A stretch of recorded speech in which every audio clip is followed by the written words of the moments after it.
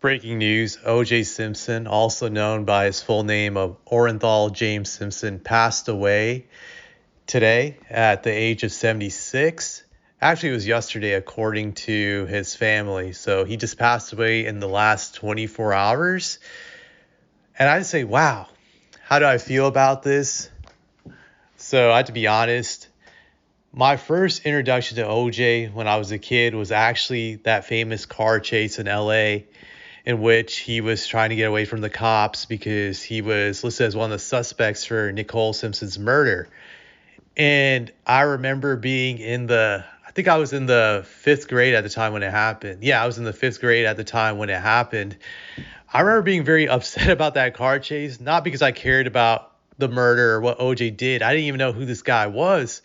But I remember wanting to watch the NBA Finals, and I think it was like Game 5 of the Finals. It was Knicks versus Rockets, and that series had been tied up 2-2. So Game 5 was at the Garden.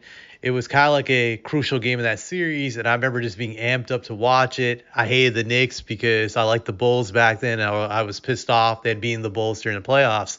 So I'm watching this game at the start, and suddenly the game is interrupted by this car chase.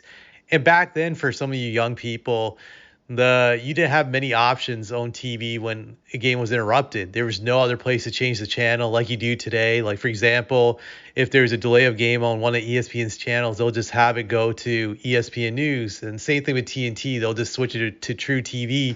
But back then, you didn't have that luxury. So it pissed me off. I remember being so angry at the time, excuse me, of OJ interrupting that game. It was just infuriating. Like, I was just yelling at the TV as a kid, OJ, get out of the damn car. Get out of the car, OJ. Just get out of the car. Because I remember there was one point of the chase where he just parks in some area for like I think over an hour or two, and he's just sitting there and he's not getting out of the car, but he's surrounded by a bunch of cops. So I was angry. He ruined that game for me as a kid.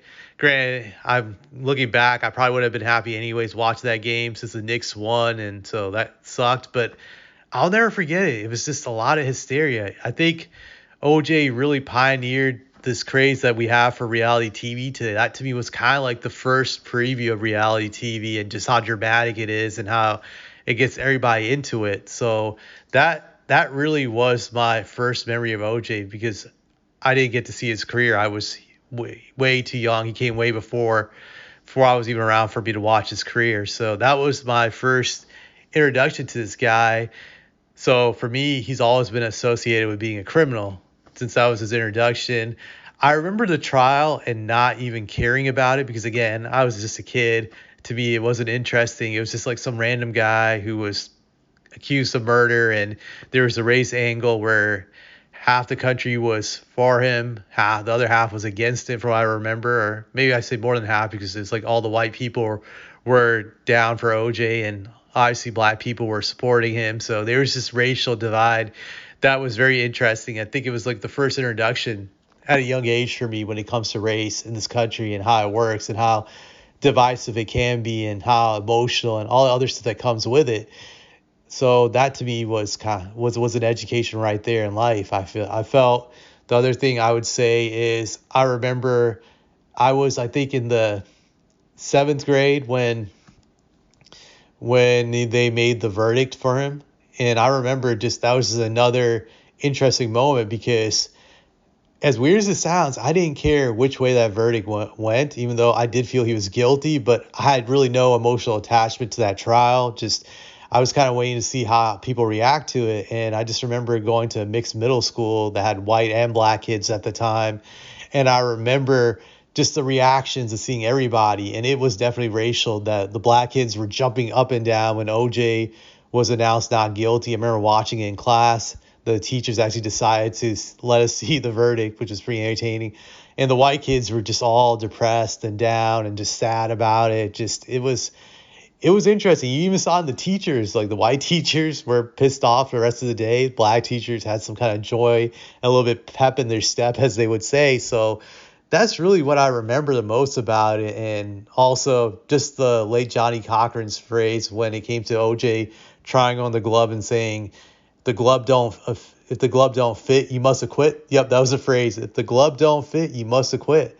That to me was a legendary phrase. Johnny Cochran, he was a legendary lawyer, just very iconic, very charismatic. So yeah, that's really my memory of OJ. Just that guy lived a heck of a life, regardless of how you felt about him. I definitely think he's a criminal, but this guy really got to enjoy life from the start to the finish. This guy had it all, just being an athlete growing up, had the women, had adulation for a long period of time before that trial. And after that trial, he did take somewhat of a hit, I would say, in the sense he lost his popularity, but he still was able to recover, just leaving California and protecting his wealth, and he really got to live it up. Granted, there was that one time when he went to jail for stealing, and he definitely deserved to go there. I think that was the only punishment he really faced in his life for living a reckless life and doing the things he did. So I think for the most part, he lived a privileged life better than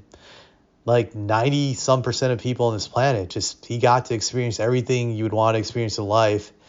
And the only slight punishment he faced was going to jail for several years, and which he deserved for stealing, obviously. So, and he got away with murder. So just that man was very privileged. That's all I have to say about that, and nothing else.